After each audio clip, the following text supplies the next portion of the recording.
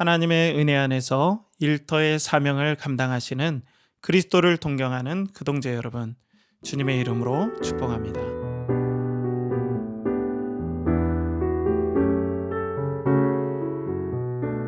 그리스도를 동경하는 그동재 여러분, 여러분들의 영혼과 삶과 일터를 주님의 이름으로 축복합니다. 우리는 지난 이야기에서 두 번에 걸쳐서 작은 믿음을 향한 하나님의 큰 은혜를 살펴보았습니다. 하나님의 사랑을 생명력 있게 맛보는 것이 성도에게 큰 은혜와 영광임을 알아봤죠.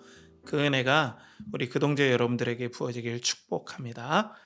오늘은 순례자들이 말씀의 분별력을 시험받는 일이 벌어져요. 그 사실을 오늘 스토리와 함께 나눠보겠습니다. 순례자들은 아첨쟁이를 만나게 됩니다. 여러분, 이 사람의 이름이 언뜻 기억이 나시지 않나요?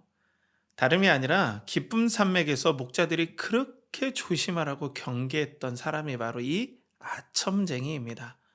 순례자들은 이를 알아채리지 못합니다. 이 사람은 자신도 새 예루살렘의 길에 나섰다라고 말하고 순례자들을 속이죠.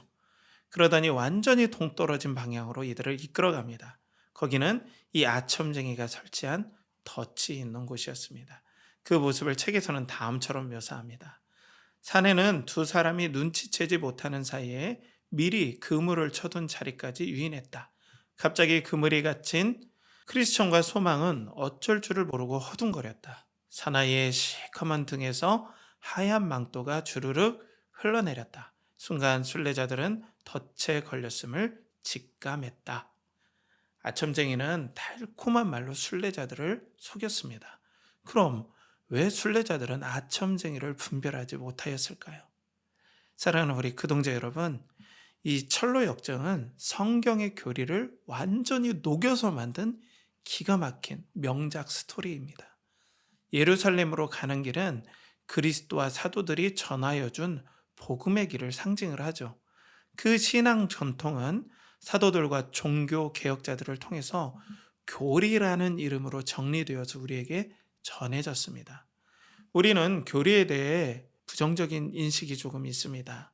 교리는 딱딱하고 독선적이라는 느낌 때문입니다. 하지만 현대의 다양성 시대에 정말 필요한 것은 의외로 교리입니다.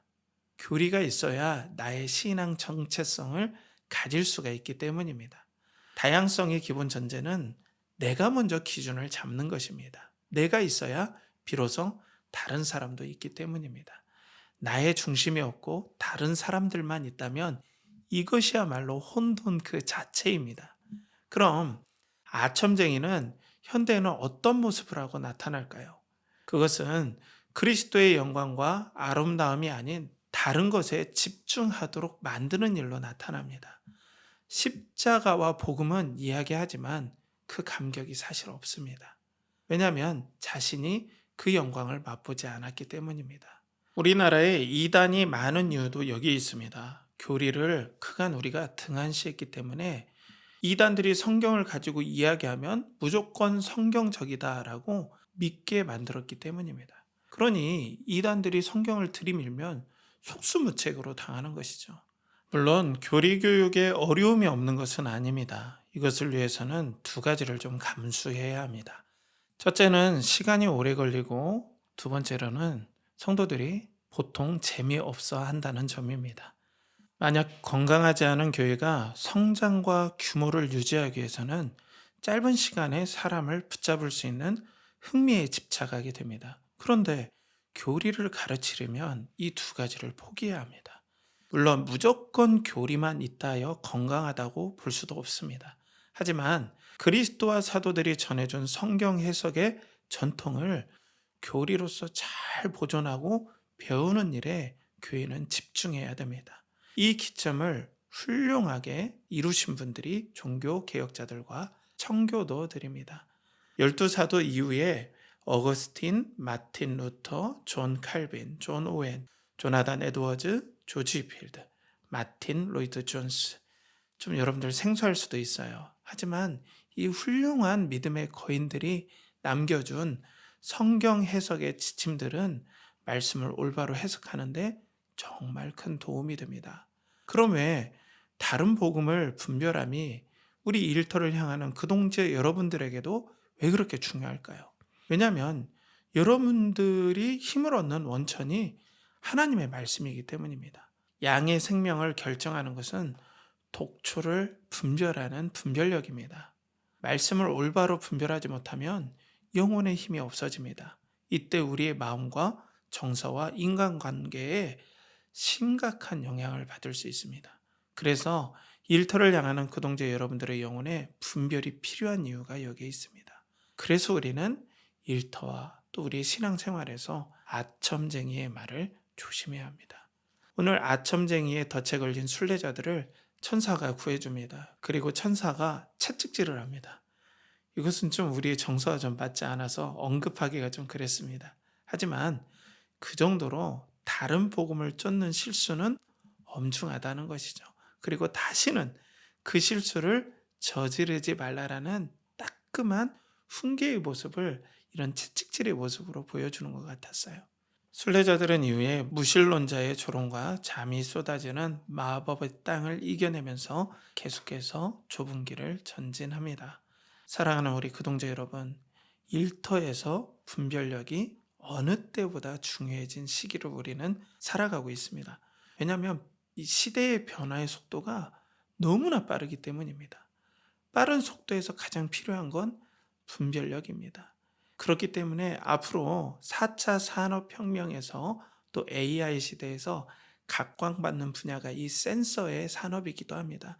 무엇을 감지하고 분별해내는 능력이 속도에서는 그렇게 중요하기 때문입니다. 시대가 급속도로 빨리 변할수록 발빠른 분별력이 더욱더 필요해집니다. 그 분별력은 몸에 익혀진 말씀의 감각에서 나옵니다. 말씀은 교리라는 이해의 틀을 거쳐서 우리에게 올 수밖에 없습니다. 하나님께서는 그것을 사용하시죠. 그래서 주님께서도 하나님의 말씀을 전하시고 성경을 풀어주셨습니다. 그것은 주님께서 해석해 주셨다는 말입니다. 그러니 주님께서도 성경을 해석하시는 기준과 틀이 있으셨다는 것입니다.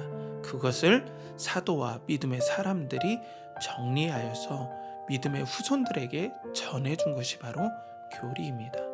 이 교리가 영혼의 하나님을 사랑함으로 녹여진다면 자연스럽게 영적인 분별력이 생기는 것을 여러분들은 느끼게 될 것입니다. 너무나 급변하고 불안한 이때 말씀으로 반석과 같은 중심을 잡으시길 축복합니다. 그리스도와 사도들이 전하여준 성경 해석의 틀을 잘 붙잡고 아첨쟁이의 말을 교회와 일터에서 분별하는 우리 그동제의 삶이 되시길 주님의 이름으로 축복합니다. 함께 기도하겠습니다. 하나님 아버지, 오늘도 영적인 분별력에 대해서 알게 하여 주심을 감사합니다. 우리 사랑하는 그동제 여러분들이 일터를 향해 나아갈 때 하나님께 주신 말씀을 분별하는 교리의 분별력이 영혼에 녹아지게 하여 주시옵소서. 그 교리를 통하여서 그리스도께서 하나님의 말씀을 풀어 해석하셨듯이 우리도 예수 그리스도의 관점과 예수 그리스도의 분별력을 가지고 말씀을 해석하고 그것을 우리의 일터와 삶에 잘 적용할 수 있도록 주님 도와주시옵소서. 오늘도 일터에서 수많은 분별하고 판단해야 될 일이 있습니다. 영적인 일뿐 아니라 일반적인 우리의 일터의 삶에서도 잘 분별하는 지혜가 있게 하여 주셔서 모든 일에 하나님의 지혜로 업무들을 잘 감당하고 또 사업에 관한 결정들을 잘 감당하는 우리 주님을 사랑하는 그동자 여러분들이 될 수 있도록 주여 오늘도 은혜를 주시옵소서.